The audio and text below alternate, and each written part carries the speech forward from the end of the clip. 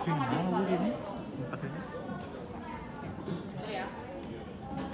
Jadi ya pulang, kenalin aku Chandra, Sultan. Kita di sini bakal jelasin untuk bagian Glasgow Coma Scale atau GCS dan juga TTV atau tanda tangan kita.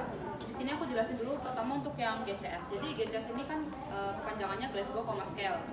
Jadi ini merupakan suatu penilaian gitu untuk kita menilai pasien atau korban tentang kesadarannya mereka, level of consciousness gitu.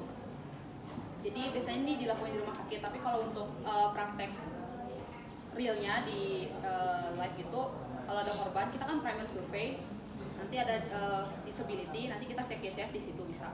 Oke, jadi kita langsung aja. Ini teman aku bakal jadi contoh pasien, boleh kan?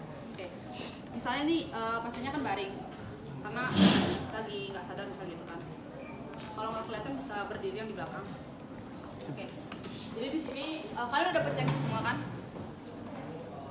Oke, jadi di sini aku jelasin sesuai checklist saja. Pertama di sini poin pertama itu mengkonfirmasi ulang identitas pasien secara jelas. Jadi di sini kita bisa cek kayak pasiennya. Pertama, aku langsung aja coba praktekin. Pak, perkenalkan, nama saya Chandra sebagai tim medis. Kalau boleh tahu dengan Bapak siapa? Nanti dia bakal jawab. Kalau misalnya nanti penilaiannya bagus, nanti aku jelasin lagi. Misal dia jawab nih, oke, kita dapat nama dia, coba jawab Sultan. Oke, kita dapat dia Sultan. Misalnya kita dapat memang ini pasiennya itu namanya Sultan, nanti dia jelasin Sultan, oke benar, udah konfirmasi. Nah terus kita lanjut ke assess grades of eye opening. Jadi kan tadi di materi GCS itu ada 3 kan, ada eye, verbal sama motor, gitu kan. Nah untuk yang verbal ini nilainya ada 4. Pertama kita cek eye-nya, kita lihat mata. Kalau misalnya matanya dia itu langsung terbuka ketika kita kayak belum pakai alat dimanapun, kayak oke, coba misalnya sekarang ya lihat, ikan matanya tutup. Pak, bisa dengar suara saya? Oke, dia langsung buka mata gitu. Jadi kita bisa nilai langsung, nilai I-nya dia itu 4. Jadi E sama dengan 4. Oke, paham? Nah, terus kalau misalnya ada kasus lain lagi, misalnya matanya dia tuh baru merangsang, baru kebuka ketika kita benar-benar ngasih sound. Kalau tadi tuh sebenarnya bisa dia buka langsung tanpa kita ngasih suara. Jadi dia nutup, buka tanpa ada kelainan apapun. Sekarang untuk yang E yang ketiga itu dia ngerespon ketika ada suara. Pak bisa dengar suara saya? Ya dia buka mata gitu. Ada yang kurang paham nggak tentang bedanya E3 sama E4? Oke, aman. Nah, terus kita ke yang E2. Nah, yang E2 ini eye opening in response. Jadi kita kasih penilaian pasiennya itu E2 kalau misalnya dia tuh ngerangsang ketika kita kasih rangsangan nyeri. Contoh, ada beberapa tempat. Contohnya tuh lunula, yaitu kayak di kuku gitu, bisa kita kayak tekan gini. Terus supraorbital notch, jadi dia ada di sini, maaf ya. Dan juga ada namanya trapezius pinch, jadi sebelah sini. Ketik, oke. Ketika kita ngasih rangsangan nyeri itu, kita kasih kayak waktunya itu minimal kayak 10 detik. Misalnya apakah dia kayak rangsangan nyeri. Kalau misalnya dia ngerespon sama rangsangan nyeri yang kita kasih, kita bisa kasih nilai E-nya pasien itu 2. Paham? Oke. Nah, untuk yang terakhir, E1, kalau misalnya dia benar-benar gak ngerespon sama sekali rangsangan nyeri yang kita kasih, udah dia E-nya 1. Oke, paham? Nanti untuk E-nya dapat berapa itu bakal nyesuaiin sama kasus yang mungkin keluar besok. Nah, terus kita kedua, kita assess untuk verbalnya. Jadi nilai verbal itu ada 5 kan tadi. Yang pertama di sini untuk yang V5 itu merupakan nilai yang namanya oriented. Jadi dia tahu di mana mereka berasal. Pokoknya benar-benar sadar penuh gitu. Dia tuh kayak bisa ngomong dengan jelas sesuai conversation yang lagi kita lakuin. Misal, Pak asalnya dari mana? Rendang. Umurnya berapa Pak? Oke, sekarang tahun berapa Pak? Oke, semua pertanyaan yang kita kasih ke pasien itu dijawab benar, dia dapat nilai V sama dengan 5. Oke, tuh. Nah, terus kalau misalnya kita ngobrol sama pasiennya, tapi pasiennya tuh enggak nggak oriented gitu sama apa yang kita ajak ngomong. Jadi kita nanya nih, Pak ini sekarang lagi di mana ya? Ya, di rumah sakit. Padahal nyatanya kita sedang di kampus gitu. Ya salah. Terus Pak sekarang tahun berapa? 1900. Salah kan? Nggak nyambung. Jadi itu nanti dia bakal masuk ke V4 gitu. Jadi V4 itu sama dengan confused conversation. Oke. Terus kita beralih ke yang V3. Jadi V3 ini inappropriate speech. Jadi biasanya untuk penilaian V3 pasiennya itu bakal ngeluarin kayak satu kata gitu, atau bahkan kadang di realnya itu pasien tuh bisa kayak ngumpat gitu aja, coba enggak jadi, coba saya kasih satu kata apa ya, coba bilang aja sih proyektor. Pokoknya dia emang agak membingungkan, tapi di real life-nya dia bakal nyebutin cuma satu kata doang. Oke, aku review lagi. Kalau V5 diajak ngomong nyambung, V4 diajak ngomong nggak nyambung, V3 cuma ngeluarin satu kata doang. Untuk yang V2 dia bakal cuma menggeram aja kayak nge atau kayak aduh. Coba sini. Saya bisa di sini. Saya di sini. Ya kayak gitu. Kalau untuk yang V1 udah kayak nggak ada respon sama sekali. Aman? Oke. Terus untuk yang terakhir itu adalah nilai untuk kita assess the motorik dari pasien. Assess motorik pasien. Jadi yang pertama tuh di sini ada obeying command namanya. Nah, obeying command nih kita nyuruh pasien untuk melakukan sesuatu dan pasien itu melakukannya dengan secara bagus dan sesuai fungsi normalnya itu. Biasanya kalau aku di sini suka pakai kayak two step action. Jadi two step action misalnya contoh ada beberapa variasi, bisa genggam terus lepas genggaman, terus juga kayak suruh buka mulut terus julurin lidah. Nah misal contohnya satu, Pak bisa ikutin gerakan saya, bisa Bapak genggamin tangannya terus lepas. Nah ini dia bakal dapat nilai M6. Oke, tuh itu bakal dapat M6. Pak coba buka mulutnya, julurin lidah, dapat M6. Oke. Terus kita ke M5. M5 ini localizing.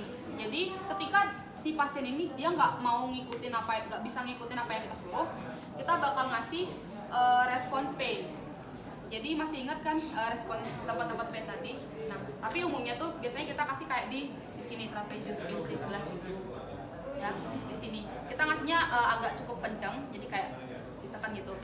Nah, di sini kalau untuk E5 dia bakal localizing, jadi bener-bener tahu di mana tempat dia kena sakit. Jadi misal aku ngasih rangsangan di sini, sakit di sini, nah dia bakal nepis tanganku untuk ngelepas sakit yang aku kasih ke dia. Paham? Nah, itu M5. Terus yang kemudian di sini ada M5, ada M4, normal flexion. Jadi normal flexion ini adalah dia bakal ngebend tangan dia dan gimana bilang? Ini ya. Jadi ketika aku kasih rangsangan, dia bakal ngebend tangannya secara cepat. Tapi dia juga bakal melupakan sakit itu juga kayak secara cepat gitu istilahnya. Gimana bilang? Jadi kayak aku kasih tekanan, dia bakal set, terus dia kayak udah lepas gitu aja. Tapi padahal kondisinya aku masih ngasih pain gitu. Nanti sesuai kasus lagi pasti bakal dikasih tahu. Terus yang untuk M3 itu ada, tadi baru M berapa ya? M4 kan? Yang untuk M3 itu ada abnormal flexion. Tadi kan flexionnya normal, yang sekarang ini abnormal flexion. Atau istilahnya itu dekortikasi. Oke, dekortikasi. Sama aku ngasih pain di sini, tapi pas nah responnya dia ini kayak lama gini loh. Kalau tadi kan cepat, set langsung gitu kan. Kalau ini kayak lama gitu dia.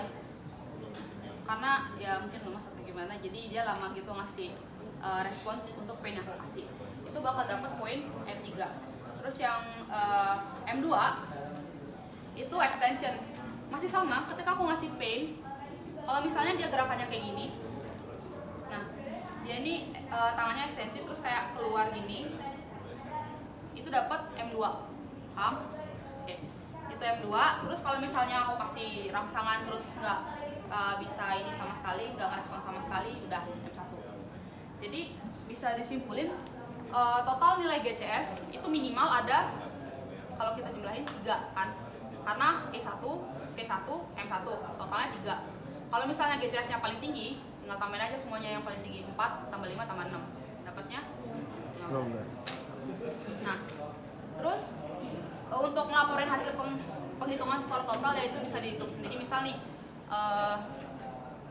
pas aku ngelakuin E, V sama M, misal pertama pas aku ngelakuin E, pastinya kayak ternyata baru bisa ngerespon suara aku, Pak. Bisa buka mata setelah respon suara aku. Berarti dapat M, berarti dapat M.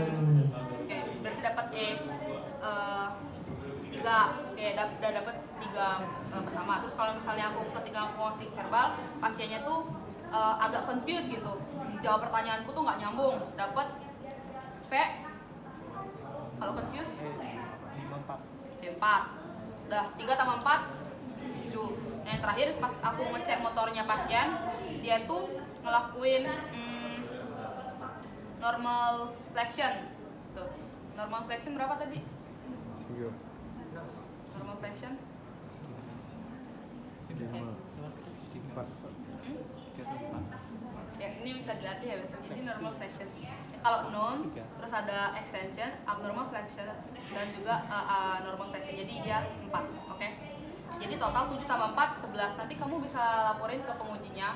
Baik, setelah pemeriksaan yang saya lakukan, saya mendapatkan nilai GCS yaitu E3, V4, dan E3, V4, dan M4. Jadi total nilai GCS dari pasien adalah 11. Udah? Terus kita klasifikasiin kondisi pasien berdasarkan skor GCS. Jadi di sini ada yang namanya GCS kualitatif. Sebenarnya dari yang kompos mentis sampai koma.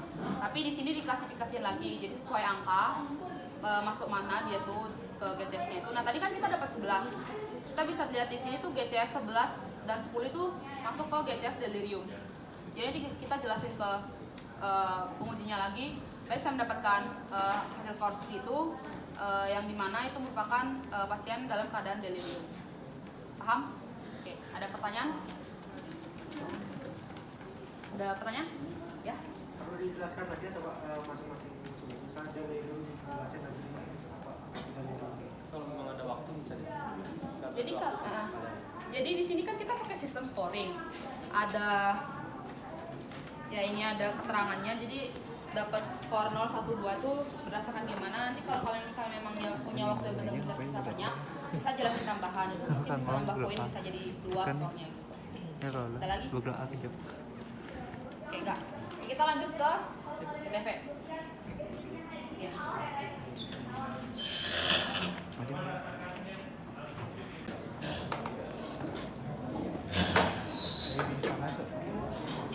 Kamu ada pasangan nggak? Kamu aja lah. Nggak boleh satu. Pasangannya lagi satu. Nah, kalian langsung nyoba di sini. Jadi bisa langsung ikutin instruksi kakak.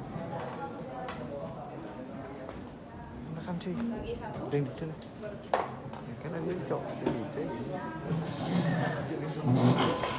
Mau menyimak. Lagi satu. Kamu ada sini. Ya, dari kalian siapa mau jadi pasiennya? Kamu pasiennya. Mau jadi dokter. Kalian siapa pasiennya? Kamu pasien. Nih, kamu pegang. Udah tahu checklistnya? Oh, udah lihat. Ya, silakan. Surya. Oh, ini. Kalian bisa buka dulu. Kalian bisa buka. Ini kalian buka yang ini. Baca yang ini.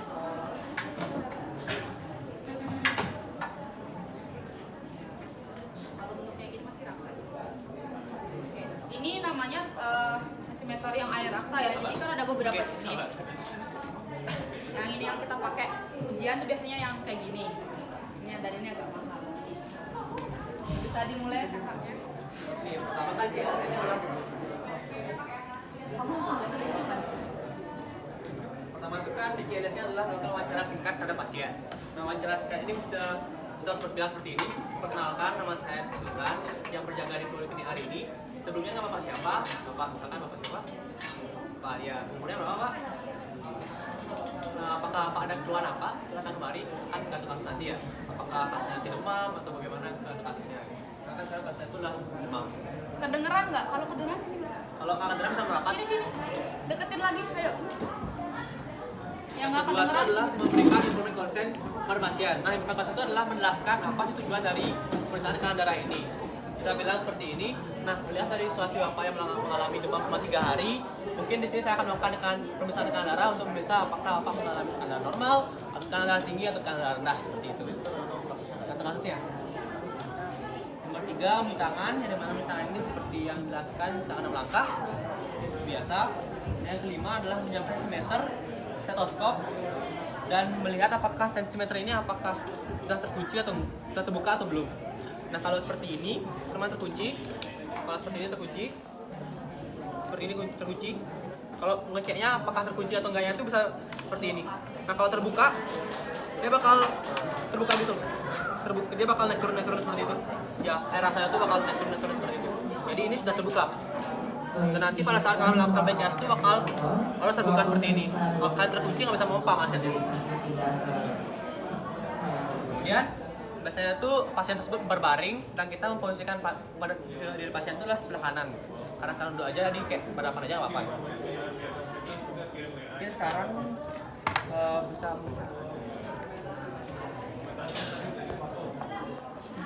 nah, habis itu kita akan mencari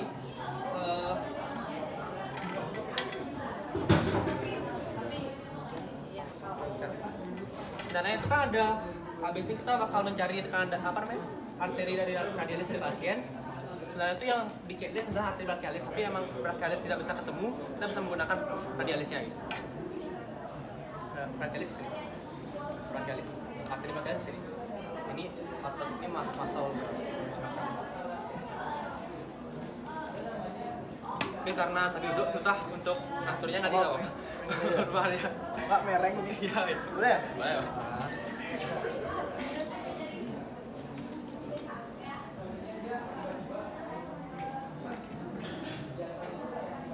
Nah, ini masa-masanya itu adalah 2 jari di atas anti postativity. Nah, postativity itu kan adalah siku. Nah, 2 jarinya kita pasang di sini.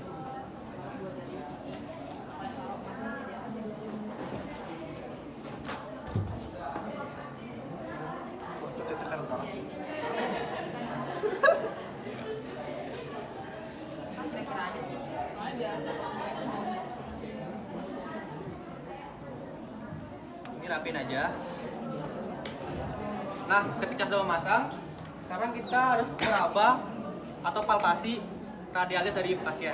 Kalau emang nggak ketemu radialis, brachialis. Kalau emang nggak radialis, radialis. Gantung enaknya kalian di mana. Yang penting di antara radialis atau brachialis. ini nyamannya aja. Jadi pas kita ngeliat ini, Oke, ketemu. realnya, Masangnya sama pompa set. tanya pasiennya udah nyaman Pak. Pompanya ini adalah melihat relaksanya itu sampai di angka berapa tekanan yang di situ hilang atau arteri yang di arteri radialis ini menghilang. Coba ya. Tadi nyari tekanan palpatoid namanya. Jadi kita belum nyari sekarang kita nyari tekanan palpatoidnya. Kalau ada pakai tangan jadi untuk ngapain? Nah, di sini di angka 120 arteri radialisnya itu sudah tidak berubah kembali. Jadi, dapat disimpulkan adalah tekanan palpatoid dari pasien itu adalah 120. Gitu. Itu mencari tekanan palpatoid 120. Ya. Tersisa 1 menit lagi. Udah, aman, ngerti? Nah, sekarang untuk mencari 1 menit untuk pindah. karena udah ketemu di tampang kontornya, sekarang langsung aja ambil stetoskop, langsung tensimeter, langsung tensi aja sekarang. Nanti karena 120 tadi kita naikkan 20 aja untuk ngecek dari tekanan darah dari pasien.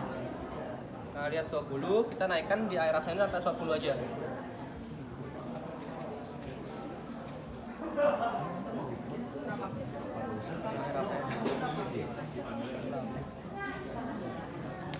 Dapat duduk, ini turunkan pelan-pelan aja.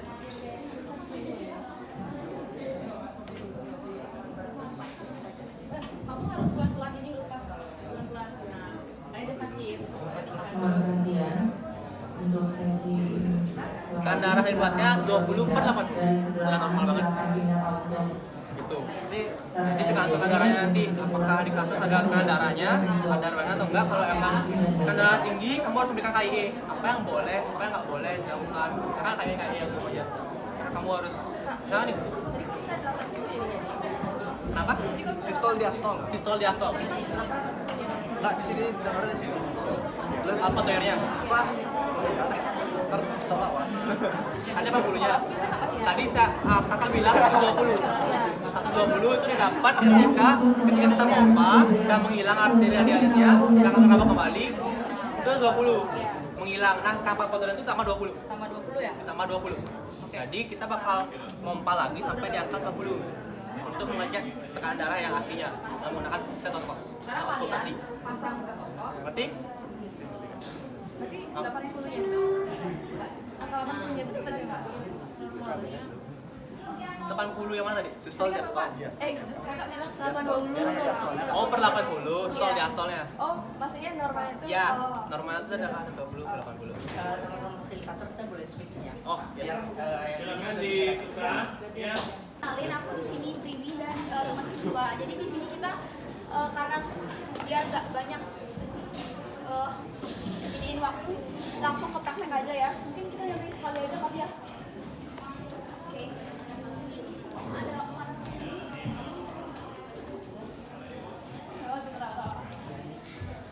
kamu nanti nyoba pertama ya. Oke, jadi ini mannequin kan korban, anggaplah korban. Posisinya itu di sebelah kanan pasien kita. Terus posisi kita tripod. Baik, untuk sesi BCS kedua waktu tersisa 15 Oke, menit. biar dia kuncinya kuat gitu. Terus baru tangan kita itu di atas tajuk pedang. Ya, 2 jari nih. Pedang. Terus baru tangan yang dominan itu lebih di atas. Kalau kalian kidal, tangan kiri di atas dan tangan kanan di bawah. Tapi kalau kalian orang yang biasa aja, tangan kanan di atas ya. Jadi kayak gini. Nah, ingat ini lurus ya 90 derajat, jangan kayak gini ya, karena nggak niat nolong. Nah, kayak gini. Baru kompresi. Berapa kali siklus? 30 banding 2. Oke. Jadi Kecepatannya berapa? kecepatannya ya. Ya, terus usahakan tangan kalian itu jangan mengambang kayak 1, 2, jangan kayak gitu kayak tuh. Nah, ini juga minimal interupsi ya. Ini minimal interupsi. Di RJP kita ada syarat minimal interupsi. Jadi jam tangan, kacamata itu juga harus sebelum kalian melakukan RJP harus kayak udah aman gitu. Terus rambut kalian diikat. Berhubung aku nggak ada karet, jadi mohon maaf. Ini aku salah. Jadi ya kayak gini. Baru kita RJP siklusnya 30 banding 2. Ngitungnya itu 1 sampai 10. Habis itu jangan 11 12. Langsung kayak 20 kayak gini. 1 2 3 4 5 6 7 8 9 10. 1 2 3 4 5 6 7 8 9 20 gitu. Lagi 1 2 3 4 5 6 7 8 9 30 gitu. Setelah kita melakukan kompresi sebanyak 3 kali, kita langsung lanjutkan ke pemberian ventilasi. Ventilasinya itu biasanya kita siapkan alat, ini namanya bag-emas. Kalaupun tidak ada, itu akan membuat tampon. Lalu kita akan memberikan mouth-to-mouth pernapasan lewat mulut. Nah, itu tekniknya itu kita akan menempelkan ini namanya bag-emas. Kemudian cara megangnya itu seperti ini kan ada yang nempel di mulut nih. Kita akan memegangnya itu dengan metode easy clamp. Ini antara epidermis dan juga tunjuk saya. Ini hurufnya C. Kemudian 3 jari setelahnya itu adalah huruf G-nya. C-nya ini akan memegang daripada top ini, back top-nya. Kemudian yang 3 jarinya ini akan memegang tulang mandibular kepada pasien untuk memberikan fiksasi di sininya, bawah dagunya. Kayak gini nanti.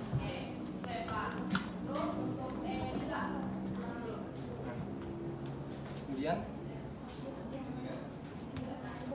nah, biar fiksasi. kita kan sebelumnya ya biasa ya kita memberikan fiksasi kepada pasien ya, biar dia nggak bergerak-gerak gitu. Jepit aja di paha, pastikan dia tidak bergerak.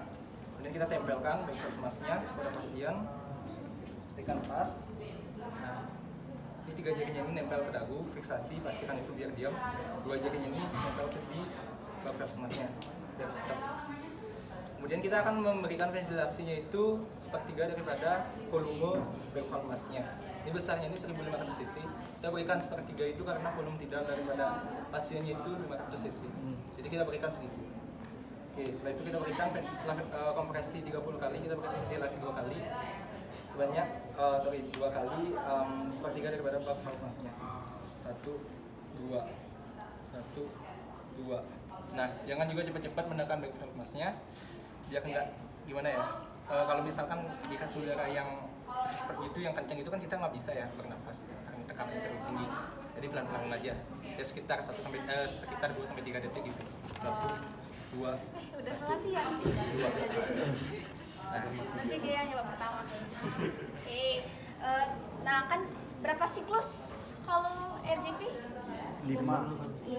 Ya kalau belum udah lagi belum. 5 siklus dan dia udah nggak ada tanda-tanda dan mati batang otak, ya udah ledain ya. Oh, habis itu berarti kita 5 siklus itu bener 5 siklusnya. Terus 30 kali, 50 kali gitu ya. Gimana? Maksudnya beneran maksudnya ngelakuin 5 siklus tuh. Ya 5 siklus. Abis 5 siklus kamu nggak kecapean? Yang capek Ya. saya nanya itu kan lumayan banyak gitu loh. Ah? Itu banyak gitu. sebenarnya kalau kita melakukan RJP dan kita juga tahu diri kita nggak kuat, sebaiknya Iya. tidak dilakukan karena ada indikasi komplikasi Indikasi komplikasi pemberian ketika melakukan RJP-nya ini ada flight chest atau patah tulang kan. Bisa aja patah Oh, iya, tulang iya, gitu iya. kalau Jadi kalau misalkan kita salah posisinya, kita juga menyebabkan damage ke area yang berbeda daripada dadanya. Jadi kita benar-benar memastikan diri kita. Makanya ada kalau indikasi pengertian dari RJP ya itu, itu penolong kelelahan, Oh, bantuan iya. multimedis sudah datang, udah mati batang otak.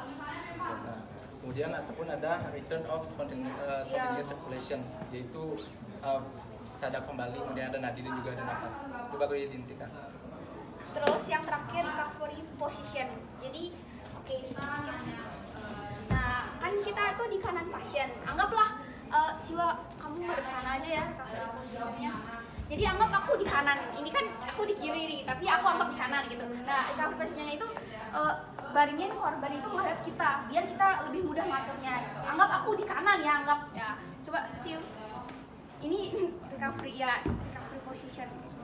Ya kayak gini gitu.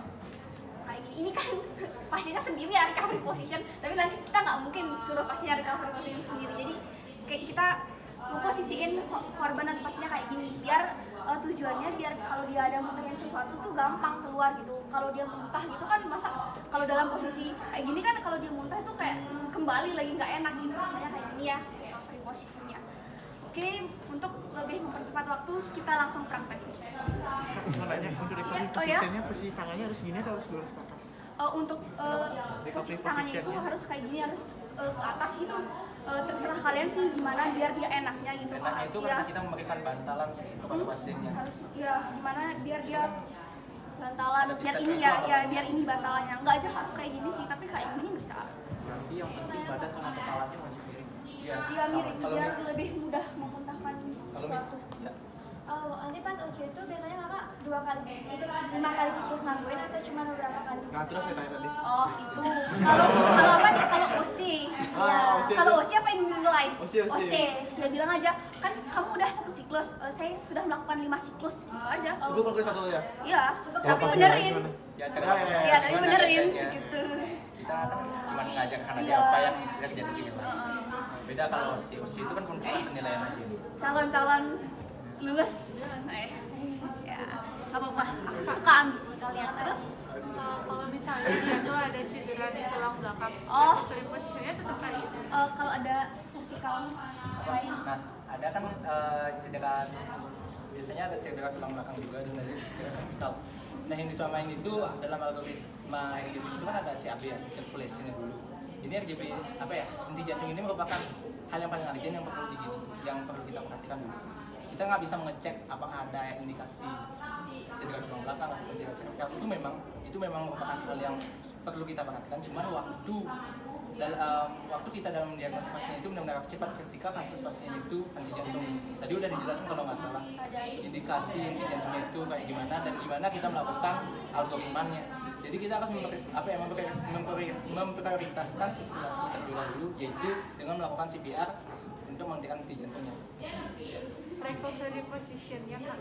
Ya. Itu dah kalau misalnya kan ada cedera, recovery positionnya itu kan kita ngerahin pasiennya tuh. Itu nggak apa-apa kalau misalnya dia ada cedera di bagian belakang. Ada namanya metode evakuasi log roll tuh. Nah, log rollnya itu biasanya kita benar-benar memastikan bahwa pasien itu apa ya? Kalau misalkan biasa, ya mengevakuasi sih. Kalau sebenarnya pasien itu benar-benar Perhatian untuk kakak-kakak, waktu tersisa 5 menit. Bentar, kalau kalian ada tanya jawab, mending nanti kalian datang ke stand kita TBM Jakarta. Sekarang kalian praktek biar cepat. ya. Intinya kita evakuasi dulu. Ada namanya tandu khusus gitu. Kalian 7 pedangnya dia. Oh ya, iya di bagian tujuh. Ada yang bagian yang cukup biasanya di sini. Nah, iya ini pakai ini pakai ini. Kalau mau itu Ngomongin kan ngomongin. Ya. Jadi dua gini. Jadi dua senti. Ini kan sini kan. Ini dua ya. di atas nih. Kurang ada 10. Nah. Bisa juga ke dalam Ini aja. ya. Kamu maju dulu gitu.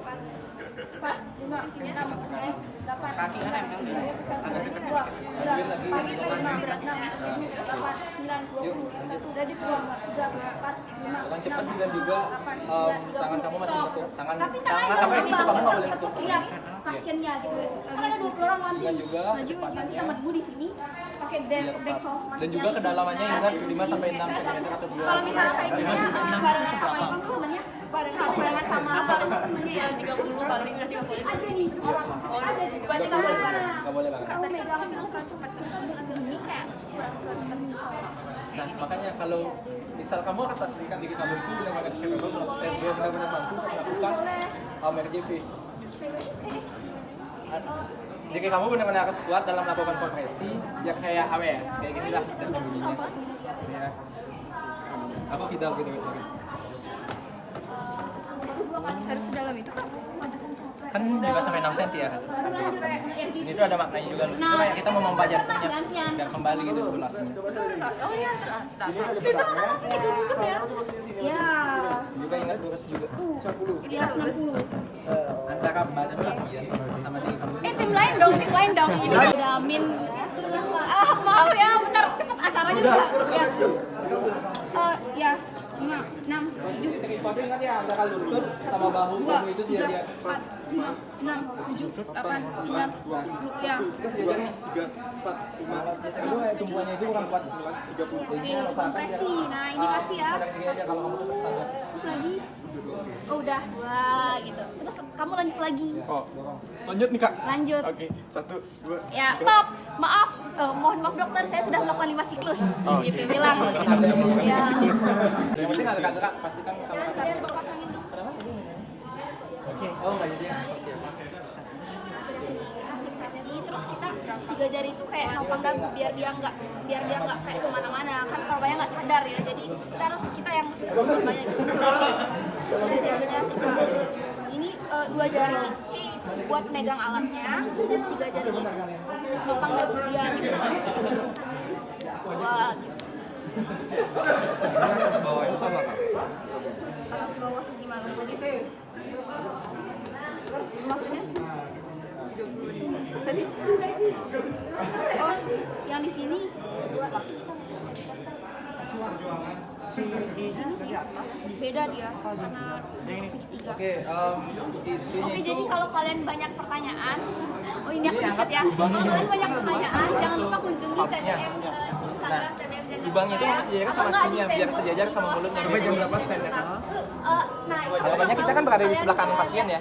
Harusnya sih kayak atau enggak kalau kalian nanti yang mau jadi dokter jadi kayak aku ya. Ini aku dari kiri nih, sorry, Kalian Mbak. anak-anak SMA kayaknya enggak masuk TBM dulu. TBM Jakarta. biasanya sih kencengin sih, tapi pastikan aja kalau buat dirinya baiknya itu benar-benar apa ya, benar-benar terfiksasi di mulutnya, jadi dia nggak bakal gerak-gerak. Tapi yang benar gini ya. Yang di sini Iya, aja. Buangkan dia belakang biar bukan. Iya. Biasanya seperti itu. Ya makanya algoritma seperti itu sih udah benar ya. Ya, di mana sih kamu dibantukan di sana? Tangan kanan dominanmu di mana? Tangan kanan kan ya udah kayak gini. Terus enggak. Intinya benar-benar pastiin aja kalau yang nempel sama mulut ini benar-benar jangan nempel ke mulutnya, nggak gerak-gerak gitu. Jangan tangan yang makan badannya pakai. Dan pastikan aja biar nggak ada udara kedua ke pas kita mumpanya. Tapi ya, Pastiin aja biar nempel. Ini tujuannya makanya kita ngasih isi klem namanya. Isi klem. Oh ya, 2 jari di atas. kurang maju Di atas lagi pedang. Nah, 2 jari di atas tulang laju pedang itu biasanya ada kayak lengkungan kan. warnanya ya. Kamu cari lengkungan pada pasien itu biasanya cepet sih. Boleh DM aku sih. Di sini sih biasanya. Bukan di sini 2 jari itu. Ya kamu kalau udah dapat 2 jari di atasnya, ya udah kamu tempatkan aja tangan kamu di apa ya, di 2 jarinya tadi, di atas 2 jarinya tadi. Proses spiodis. Tengah-tengahnya ini. Ini. Kalau yang ini kan kayak apa ya, nggak nempel jadinya. Makanya yang ini pakai kode. Ya boleh. Oke guys.